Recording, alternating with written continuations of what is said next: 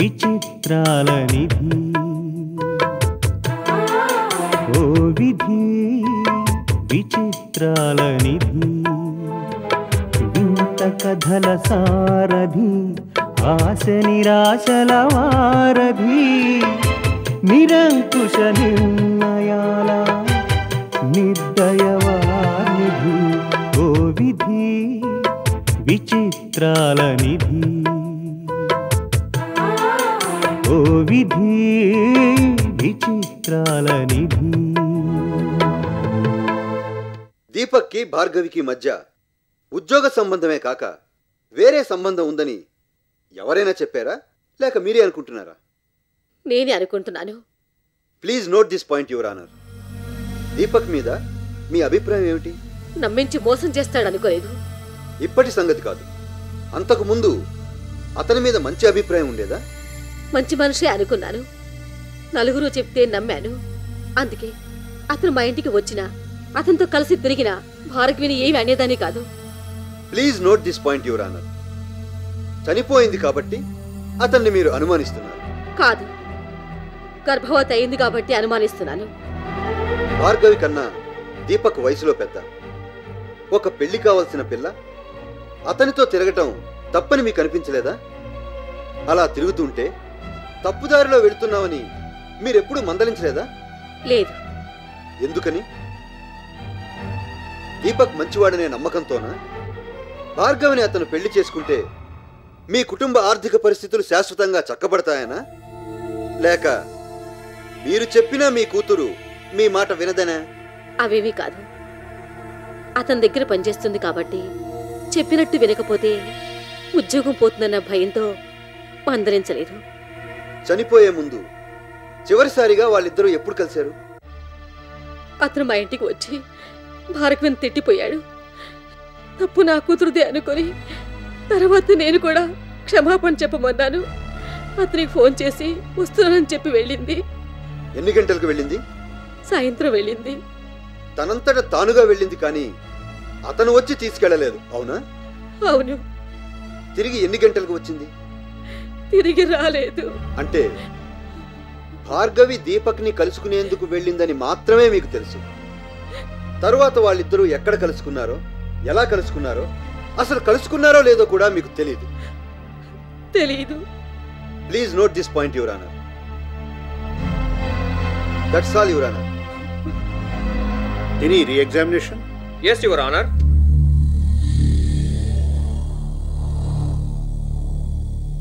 చూడమ్మా, హత్య జరిగిన ప్రదేశంలో ఈ బ్రాస్లెట్ దొరికింది. దీన్ని గుర్తుపట్టగలరా? అది దీపక్ది. ఎలా గుర్తుపట్టగలిగారు? దీపక్ పుట్టినరోజుకి భార్గవి కానుకగా ఇచ్చింది. మీ ఇద్దరం కలిసి వెళ్లే కొన్నాము, అందుకే గుర్తుపట్టగలిగాను. కొన్నారు సరే, భార్గవి అతనికి ఇచ్చిందా? ఇచ్చానని చెప్పింది. తర్వాత కూడా దీపక్ మా ఇంటికి వచ్చినప్పుడల్లా ఇది పెట్టుకుని రావటం చూశాను. That's all your honour.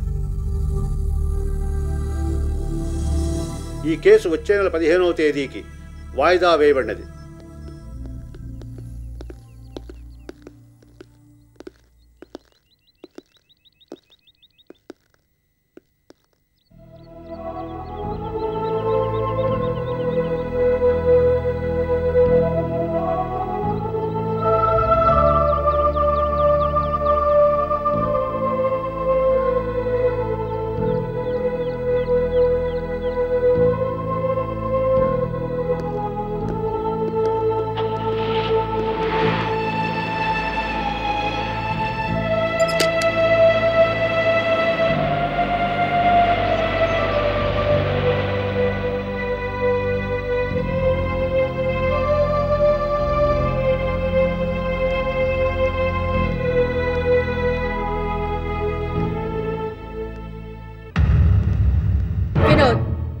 ఎందుకు వచ్చావు ఇక్కడికి?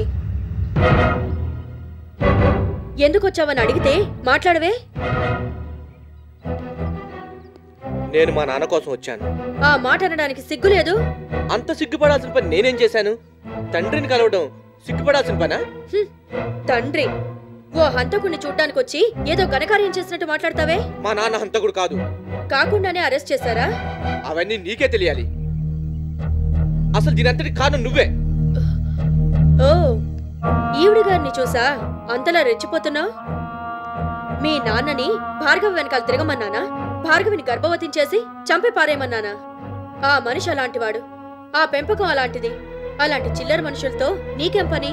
ఎవరెంత చిల్లరగా బిహేవ్ చేస్తున్నారో ఇప్పుడిప్పుడు అర్థమవుతుంది. అయితే ఇదంతా నీ ట్రైనింగ్ అన్నమాట. ప్రేమలు అభిమానాలు అని మళ్ళీ వాడికి నూరిపోసావా లక్ష్మీదేవి? ఇక్కడితో నీ చాప్టర్ అయిపోయింది. నీ కొడుకు జైల్లోంచి బయటకు వస్తాడని కలలు గనుకు. పడితే యావజ్జీవ కారాగార శిక్ష లేదా ఉరి శిక్ష తప్పదు. వినోద్, ఇన్నాళ్ళు మీ నాన్నకు నువ్వు దూరంగా ఉన్నావు. అలాగే ఉండు. రోజీ మనవడిగా నీ గౌరవం నీకుంటుంది. కంపెనీ ఎండీగా నీ స్టేటస్ నీకుంటుంది. కాదని నాన్న నాన్న అని వెనకాల పడితే ఓ హంతకుడి కొడుగ్గా ముద్ర వేయించుకుని 10 మంది చేత వేలెత్తి చూపించుకోవడం తప్ప వేరే ప్రయోజనం ఉండదు. అది గుర్తుంచుకో. ముందిక్కడి నుంచి వెళ్దాం పదా. నువ్వు చెప్పిందల్లా చేస్తూ డమ్మీలా బతికే బదులు ఎలా బతికినా బాగానే ఉంటుంది. ఎవరిని ఎలా దారిలోకి తేవాలో నాకు బాగా తెలుసు.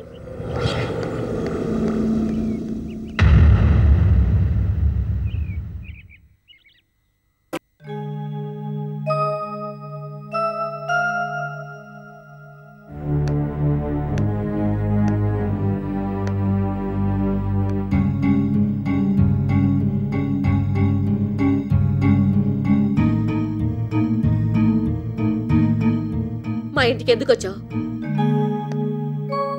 మీతో పనుండొచ్చాను. నాతో నీకేం పని? మిమ్మల్ని మాట అడుగుదామని. నీ కొడుకు మాటలు చెప్పి నా కూతురు ప్రాణాలు తీశాడు. మీరు పొరపడుతున్నారు. దీపక్ అలాంటివాడు కాదు. అంటే తప్పంతా నా కూతురుతేనంటావా? తప్పొప్పుల గురించి మీకేం తెలుసు? మీ ఇంటి పరిస్థితులు చూసి జాలిపడి నన్ను కూడా అడగకుండానే భార్గవికి ఉద్యోగం ఇచ్చాడు. జాలిపడి ఇవ్వలేదు, అదంటే మోజుపడి ఇచ్చాడు. పోనీ అలాగే అనుకుందాం. అంత మోజు పడ్డవాడు ప్రాణాలు ఎలా తీస్తాడు? ఆ ప్రశ్న అడగాల్సింది నన్ను కాదు, నీ కొడుకుని. నిజంగా వాడే ప్రాణాలు తీసుంటే తప్పకుండా అడిగేదాన్ని. రుజువులు సాక్ష్యాలు అన్ని నీ కొడుకే చేశాడని చెప్తుంటే ఇంకా ఎందుకు వెనకేసుకొస్తావు? భార్గవి ఏ ఉద్దేశంతో మా కంపెనీలో అడుగు పెట్టిందో, దీపక్ని ఎలా వల్ల వేసుకుందో, ఆఫీసులో ఎన్ని గొడవలు పెట్టిందో, నన్ను దీపక్ని విడదీయడానికి ఎన్ని ప్రయత్నాలు చేసిందో, వీటన్నిటికీ సాక్ష్యాలు ఆధారాలు ఉన్నాయి. కానీ నేనెప్పుడు భార్గవిని తప్పు పట్టలేదు. కూతురి మీదున్న అభిమానంతో ఆమె చేసిన తప్పులు మీకు కనిపించడం లేదు. చనిపోయిందన్న జాలి కూడా లేకుండా అభాండాలు వేయటానికి నీకు నోరెలా వచ్చింది? ఇవేవి అభాండాలు కాదు, పచ్చి నిజాలు. దీపక్ భార్య భార్గవి పేరుతో ప్రేమ కబుర్లు చెప్పి లొంగ తీసుకుంది. కట్టుకున్న భార్య కన్నా ఎక్కువగా రాసుకు పోసుకు తిరిగింది. కళ్లకు ప్రేమ గంతలు కట్టి తన చుట్టూ తిప్పుకుంది. ఆఫీసులో తన ఉద్యోగినన్న విషయం కూడా మర్చిపోయి అందరి మీద అధికారం చెలాయించింది. భార్గవి మత్తులో పడి దీపక్ బాధ్యతలు మర్చిపోయి బిజినెస్ పరంగా నష్టపోయేలా చేసింది. ఈ విషయాలన్నీ మీకు తెలియకపోవచ్చు. నాకేమీ తెలియక్కర్లేదు.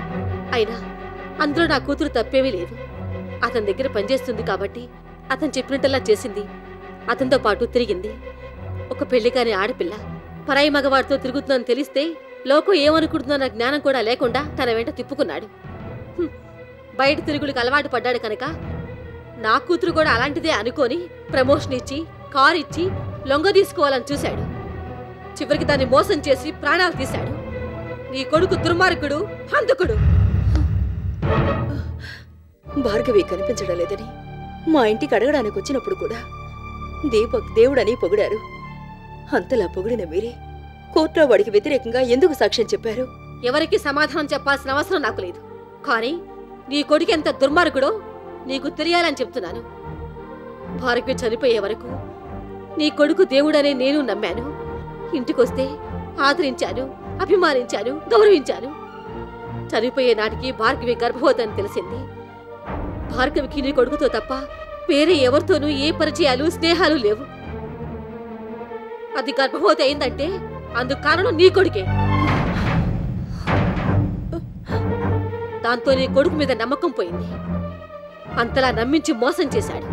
అందుకే నీ కొడుక్కి వ్యతిరేకంగా సాక్ష్యం చెప్పాను. డబ్బు పారేస్తే నీ కొడుకు కోసం ఎంతో మంది భార్గవిని తేగలవు. కానీ చనిపోయిన నా కూతుర్ని తెచ్చివ్వగలవా? నీ కొడుకు జైల్లో ఉన్నాడన్న బాధతో నన్ను నిలదీయటానికి వచ్చావా? బతుకున నీ కొడుకు గురించి నువ్వు ఇంతగా బాధపడిపోతుంటే చనిపోయిన నా కూతురు గురించి నేనెంత బాధపడాలి? నిజంగా దీపక్ని నువ్వు కనుంటే నీకు ఈ బాధ తెలిసేది. ఇంతవరకు జరిగింది చాలు, ఇంకెప్పుడు ఇటు రాకు, వెళ్ళు.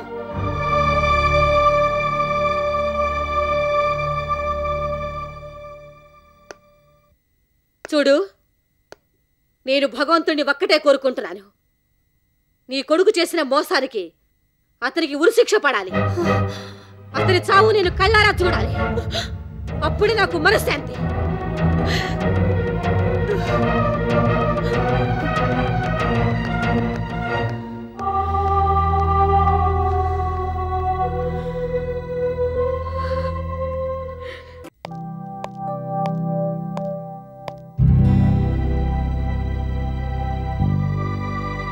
సంధ్య, రా కుసుమా.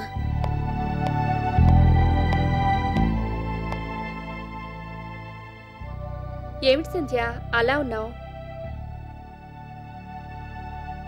మామయ్య విషయం ఏమీ తెలియలేదా? లేదు. బెయిల్ కూడా దొరకలేదా? ఉహుం. మామయ్యని కలిసొచ్చావా? మొన్ననే కలిసొచ్చాను. సంధ్య, ఏ నేరమో చెయ్యకుండానే మామయ్య శిక్ష అనుభవిస్తున్నాడు. మనిషి బాగా నీరసించిపోయాడు. మామయ్య కళ్ళల్లో నీళ్ళెప్పుడూ చూడలేదు. అలాంటిది మొన్న నేను వెళ్ళినప్పుడు నన్ను చూసి సంధ్య అంటూ కన్నీళ్లు పెట్టుకున్నాడు. మామయ్య నా పరిస్థితిలో చూసేసరికి నాకు ఏడుపాగలేదు. ఊరుకో సంధ్య.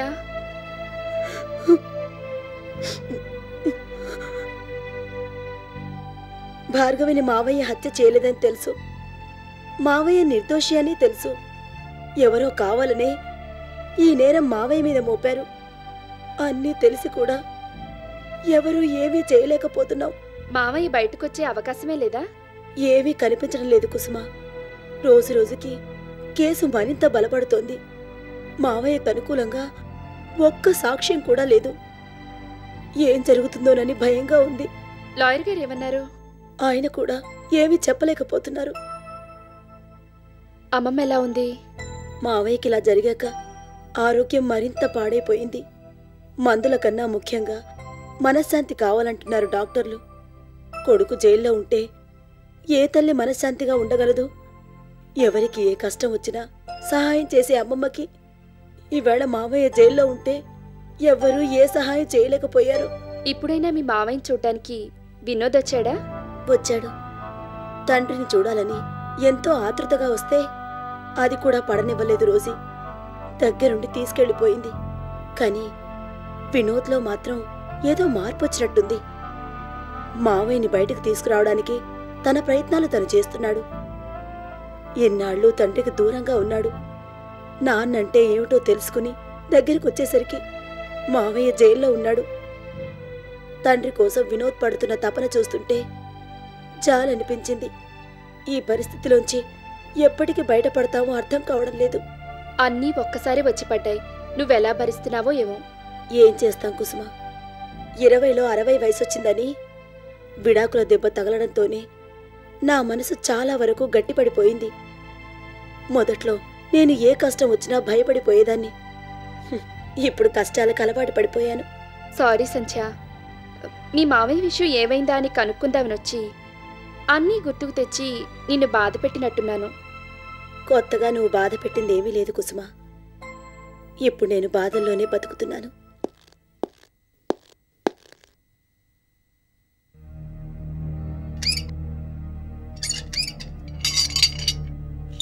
మీకోసం ఎవరో వచ్చారండి.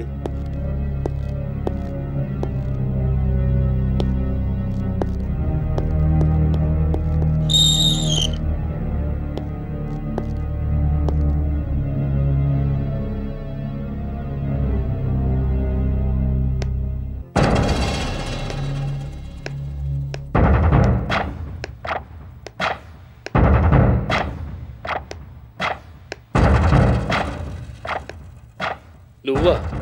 ఎందుకు వచ్చావు ఇక్కడికి? జైలుకి ఎందుకు వస్తారు? నేరస్తుల్ని చూడ్డానికే వస్తారు. నేను నేరస్తుని కాను. అయినా కొన్నిసార్లు అసలు నేరస్తులు బయటే ఉంటారు, నిర్దోషులు శిక్ష అనుభవిస్తుంటారు. కానీ ఈ కేసులో మాత్రం నువ్వే నేరస్తుడివి. కాదు కాదు కాదు, అయినా నీతో మాట్లాడడం అనవసరం. ముందుకొచ్చి వెళ్ళు. నీ అమాయకత్వానికి నవ్వొస్తోంది. చనిపోయిన భార్గవ్ వచ్చి సాక్ష్యం ఇస్తేనే కాని నువ్వు బయటికి రావు. అది జరిగే పని కాదు. ఇదేమైనా సినిమా అనుకుంటున్నావా? నువ్వు హీరో అనుకుంటున్నావా? భార్గవ్ ఆత్మొచ్చి సాక్ష్యం చెప్పి నిన్ను విడిపించడానికి? అయినా అంతదాన్ని ఇంతదాన్ని అని కబురు చెప్తుందే మీ అమ్మ. పాప నీకు బెయిల్ కూడా ఇప్పించలేకపోయిందే. ఒకప్పుడు నిన్ను జైలు నుంచి మా అమ్మే విడిపించిందన్న సంగతి మర్చిపోకు. అందులో మీ అమ్మ గొప్పతనం ఏమీ లేదు. నేను హత్య చేయలేదు కనుక బయటకొచ్చాను. కానీ నువ్వు చేశావు కాబట్టి శిక్ష తప్పదు. నువ్వు నిజంగా ఈ హత్య చేయకపోతే విడిపించేదాన్ని. కానీ ఓ ఆడపిల్లకు అన్యాయం చేశావు. ఓ అమాయకురాలు బ్రతుకు నాశనం చేశావు. అలాంటి వాణ్ణి నేను క్షమించలేను. Stop it. భార్గవి నువ్వు పంపిస్తే నా దగ్గరకు వచ్చింది. వగలు వయ్యారాలు కురిపించి నన్ను ట్రాప్ చేసింది. నన్ను మా అమ్మని విడదీసింది. ఫార్ములా దొంగిలించి నీకు అందించింది. ఇలాంటి పనులు చేసిన భార్గవి అమాయకురాలు కాదు, నమ్మించి మోసం చేసిన నీచురాలు. నువ్వు అదే పని చేశావు. నిన్నేమనాలి? నేనేం చేశాను? తెలియనట్టు మాట్లాడకు. పెళ్లి కాలేదని తెలిసినా సొంత పెళ్ళాన్లో వెంటేసుకు తిరిగా. పెళ్లి చేసుకుంటానని నమ్మించి చేసుకోకుండానే గర్భవతిని చేశావు. తర్వాతైనా చేసుకున్నావా? లేదు, చంపేశావు. ఇది నమ్మించి మోసం చేయడం కాదా? భార్గవి గర్భవతి అవడానికి నాకు ఏ సంబంధం లేదు. కానీ భార్గవితో నీ ఒక్కడికే సంబంధం ఉందని సాక్ష్యాలు చెప్తున్నాయి. అవి నీలాంటి వాళ్ళు కావాలని కల్పించినవి. కానీ కోర్టు నమ్మింది. లేదు, నమ్మేలా చేశారు. ఏవైనా నీలాంటి వాడు ఇక్కడుండడమే మంచిది. లేకపోతే ఇంకెంతమంది ఆడపిల్లల జీవితాలు నాశనం చేస్తావో. అయినా హత్యకు కూడా సిద్ధపడ్డ నీకు శిక్ష పడాల్సిందే. ఈ విషయం చెప్పడానికి నన్ను వచ్చింది కాదు. నువ్వు ఎంత దుర్మార్గుడివో, నా కూతుర్ని ఎన్ని బాధలు పెట్టి చంపేశావో అందరికీ చెప్పాను. హంతకుడికి కావలసిన లక్షణాలన్నీ మొదటి నుంచి నీలో ఉన్నాయి కాబట్టి నువ్వే ఈ హత్య చేశావని అందరికీ చెప్తాను. ఇంత ఘోరం చేసినందుకు అవసరమైతే కోర్టులో నేనే సాక్ష్యం చెప్తాను. నీకు ఉరి శిక్ష పడేలా చేస్తాను. ఈ విషయం చెప్పడానికే వచ్చాను.